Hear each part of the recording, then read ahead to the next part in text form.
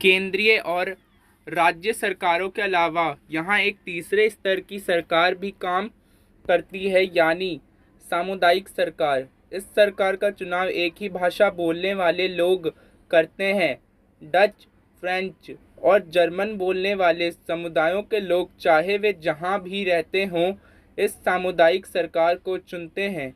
इस सरकार को संस्कृति, शिक्षा और भाषा जैसे मसलों पर फैसले लेने का अधिकार है।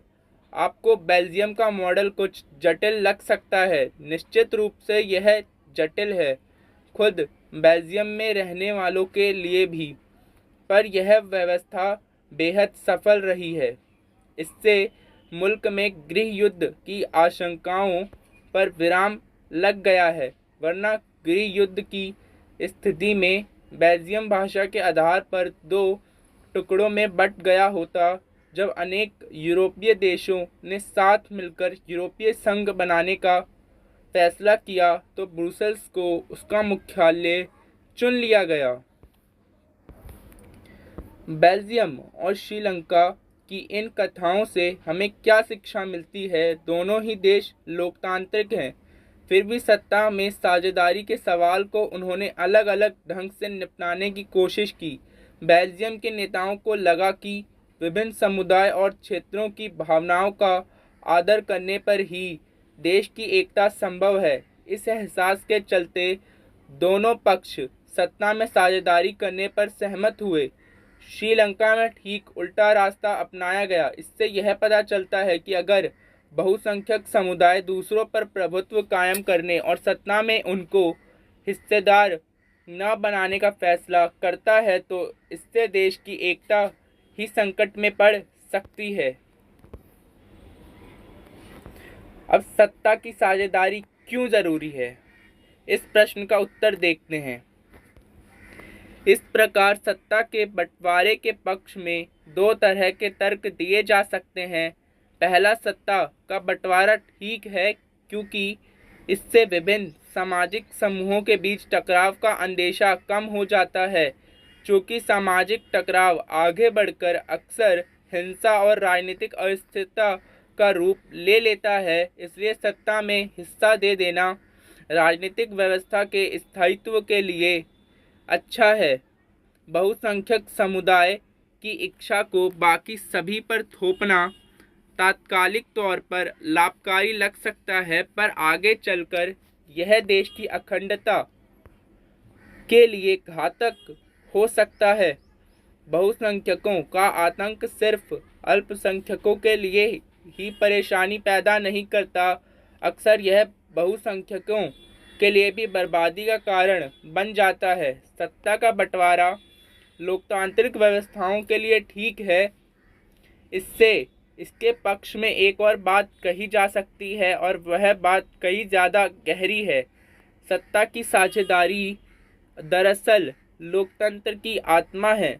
लोकतंत्र का मतलब ही होता है जो लोग इस शासन व्यवस्था के अंतर्गत हैं उनके बीच सत्ता को बांटा जाए और ये लोग इसी ढर्रे से रहें। इसलिए वैध सरकार वही है जिसमें अपनी भागीदारी के माध्यम से सभी समूह शासन व्यवस्था से जुड़ते हैं।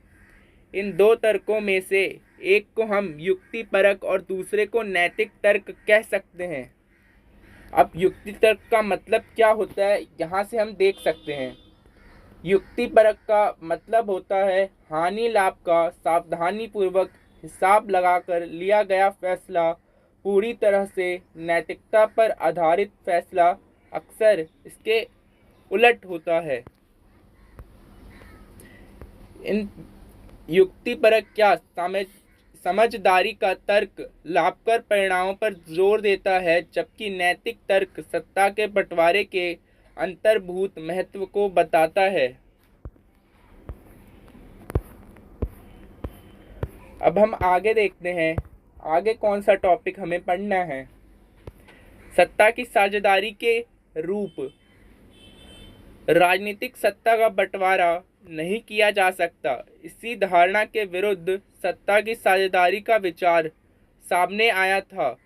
लंबे समय से यही मान्यता चली आ रही थी कि सरकार की सारी शक्तियां एक व्यक्ति या किसी खास स्थान पर रहने वाले व्यक्ति समूह के हाथ में रहनी चाहिए। अगर फैसले लेने की शक्ति बिखर गई तो तुरंत फैसले लेना और उन्हें लागू करना संभव नहीं होगा।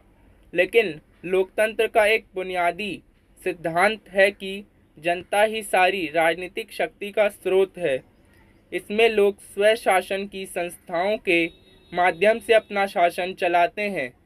एक अच्छे लोकतांत्रिक शासन में समाज के विभिन्न समूहों और उनके विचारों को उचित सम्मान दिया जाता है और सार्वजनिक नीतियां तय करने में सबकी बातें शामिल होती हैं।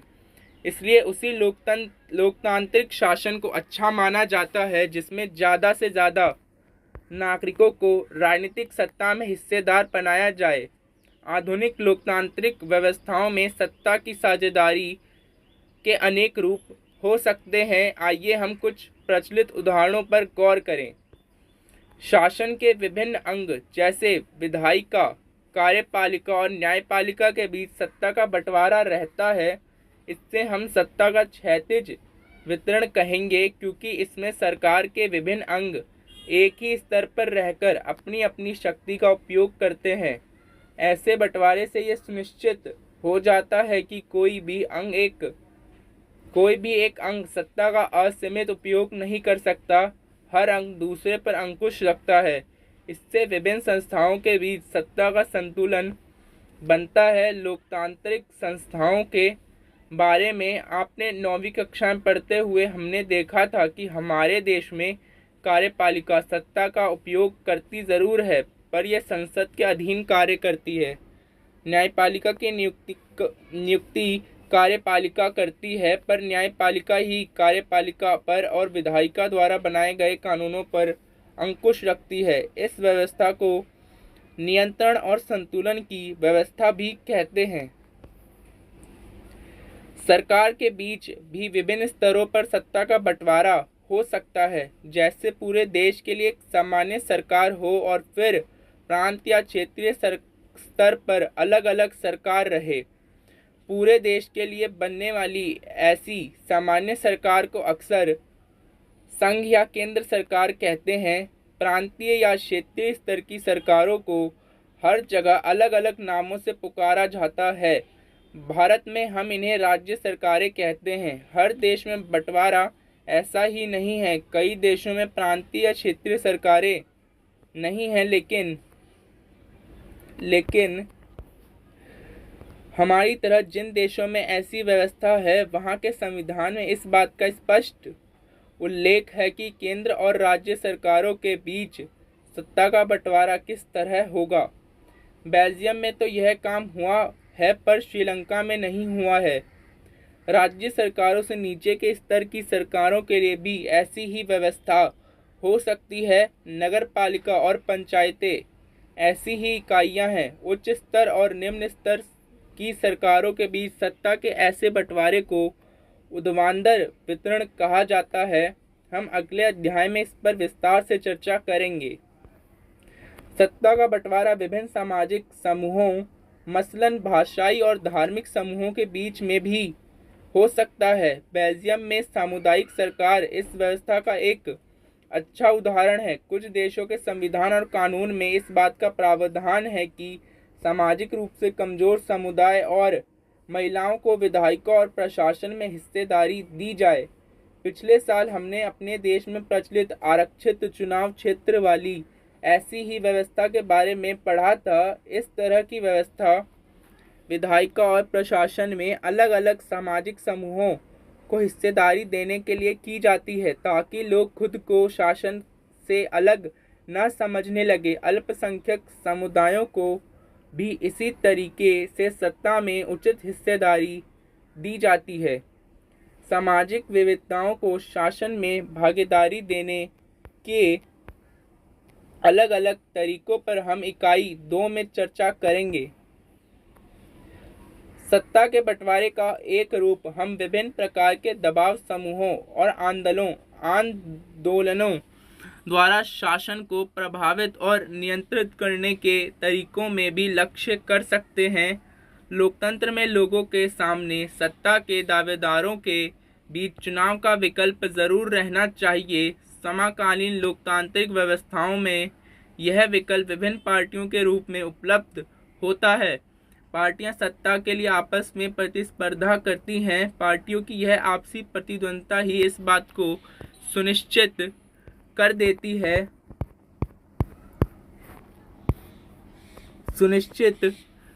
आंदोलनों द्वारा शासन को प्रभावित और नियंत्रित करने के तरीकों में भी लक्ष्य कर सकते हैं। लोकतंत्र में लोगों के सामने सत्ता के दावेदारों के बीच चुनाव का विकल्प जरूर रहना चाहिए। समकालीन लोकतांत्रिक व्यवस्थाओं में यह विकल्प विभिन्न पार्टियों के रूप में उपलब्ध होता है। पार्टियां सत्ता के लिए आपस में प्रतिस्पर्धा करती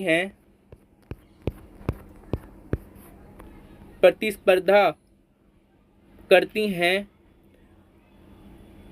और पार्टियां सत्ता के लिए आपस में प्रतिस्पर्धा करती हैं।